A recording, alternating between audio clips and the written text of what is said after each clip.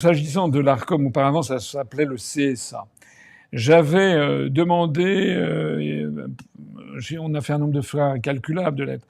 La dernière fois qu'on avait écrit au CSA, je sais plus si c'était devenu l'ARCOM ou pas, c'était en 2022. Et donc j'avais demandé un entretien à M. Roch-Olivier Maistre, qui ne m'avait pas été accordé, mais j'avais été reçu, j'étais pas tout seul, d'ailleurs on était venu à 3 ou 4 de l'UPR, avec notamment notre responsable des relations avec les médias, etc., donc avec des dossiers très très précis. Nous avions été reçus par la vice-présidente du CSA et par au moins une demi-douzaine de directeurs. Enfin, c'était une réunion plénière, c'était assez impressionnant.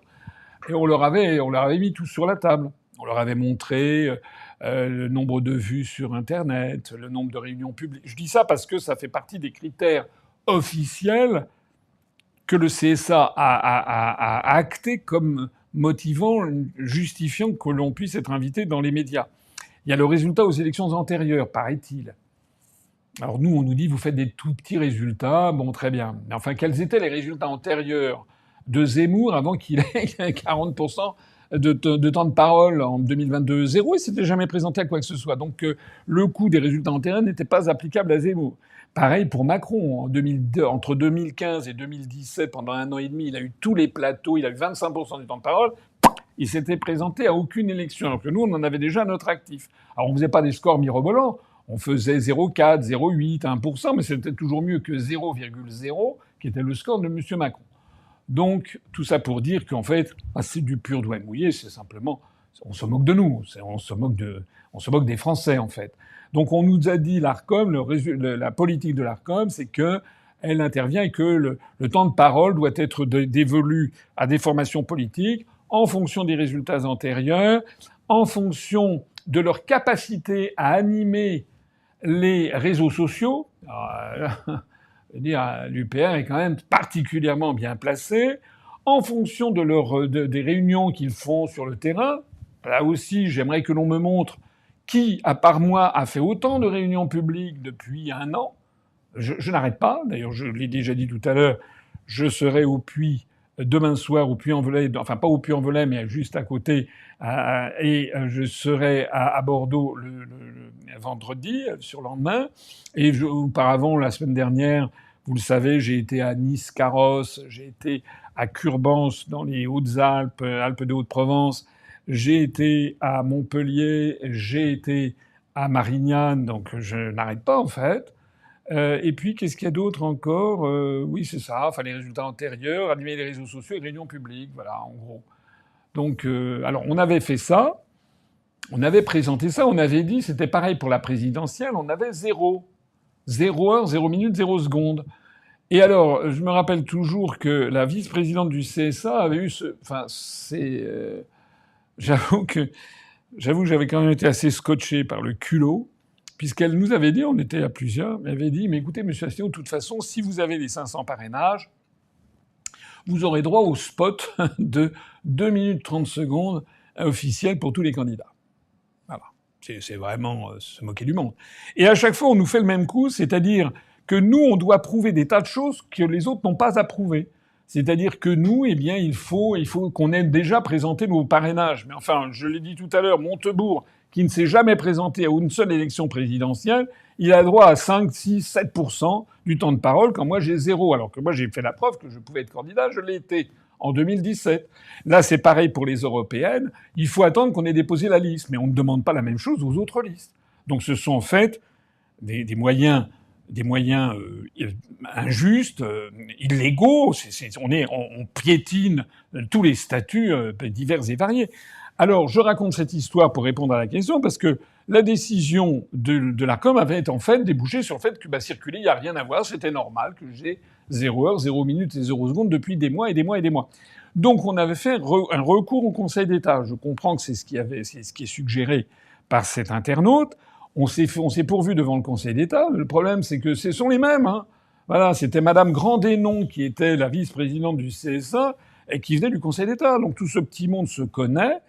Et donc le Conseil d'État, dans sa grande sagesse, avait regardé le dossier, avait dit non, c'est tout à fait normal. Voilà.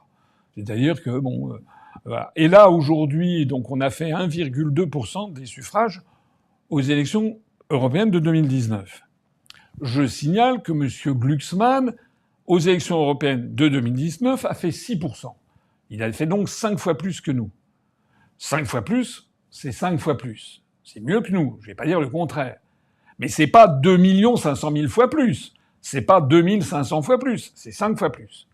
Donc, moi, je suis fondé, enfin, je suis un petit peu bête, sans doute, mais de me dire que si on veut être proportionnel et juste, eh bien, il faudrait nous donner 1/5 de ce que M. Glucksmann a. M. Glucksmann, il passe sur toutes les chaînes de radio, de télévision, toute la journée, 24 heures sur 24, depuis des semaines et des semaines et des semaines.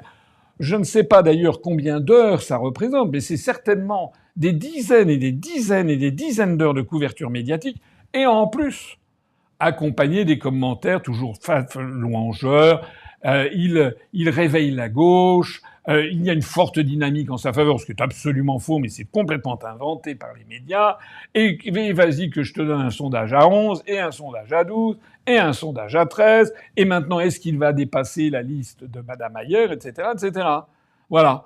Donc nous, on se dit que si on avait ne serait-ce qu'un cinquième de ce qu'il a, je ne demande pas la Lune, je demande d'avoir la proportionnalité. C'est-à-dire que les gens qui ont voté pour la liste de l'UPR en 2019, les Français, aient la même dignité, ce sont les mêmes contribuables, ils ont le droit au même temps de parole de quelqu'un qui les représente que ceux qui ont voté pour monsieur Glucksmann. Donc s'ils sont 5 fois moins nombreux, on a 5 fois moins de temps. Mais 5 fois moins de temps que monsieur Glucksmann, ça fait quand même des heures et des heures et des heures de couverture média, évidemment. Or, nous avons, je l'ai dit, 0 heure, 0 minute, 0 seconde, et je ne sais plus quoi faire pour avancer, puisque si on saisit le Conseil d'État, ils vont nous dire que c'est très bien ainsi. Voilà. Donc il n'y a plus de justice, en fait, en France. Alors j'ai encore une cartouche que je vais sans doute utiliser, c'est que nous avons pris contact avec l'Organisation pour la sécurité et la coopération en Europe, l'OSCE, qui se situe à Vienne, et nous allons leur écrire une lettre pour leur décrire la situation des élections en France. L'OSCE a été un organisme international qui a été créé après les accords d'Helsinki de 1975 et qui a un département qui s'occupe justement de vérifier les élections. Ils envoient des observateurs qui vérifient à la fois l'accès aux médias, le traitement équitable dans les médias et la façon dont se déroulent les élections. Alors, en règle générale, l'OSCE envoie des observateurs en Russie, en Biélorussie. Les gens ne doivent pas appartenir à la nationalité du pays en question. Parce que prétendument, l'accès aux médias en Russie, c'est terrible pour les opposants, ci et ça. Et ben moi, j'ai envie que maintenant, ça soit en France qu'ils envoient des observateurs pour demander des comptes. Voilà. Donc on va écrire. Quand ça sera fait, je vous tiendrai informé. Je vous donnerai d'ailleurs certainement la liste de l'adresse courriel auquel vous pourrez écrire aussi pour soutenir notre demande. Et puis j'écrirai à monsieur Roch-Olivier Maistre en lui disant que nous avons saisi l'Organisation pour la sécurité et la coopération en Europe pour qu'elle veuille bien diligenter, comme si nous étions la Biélorussie ou la Russie ou je ne sais pas quoi, eh bien qu'ils veuillent bien, ou le Kosovo, veuillent bien diligenter sur la France une mission pour vérifier la façon dont se déroulent les élections.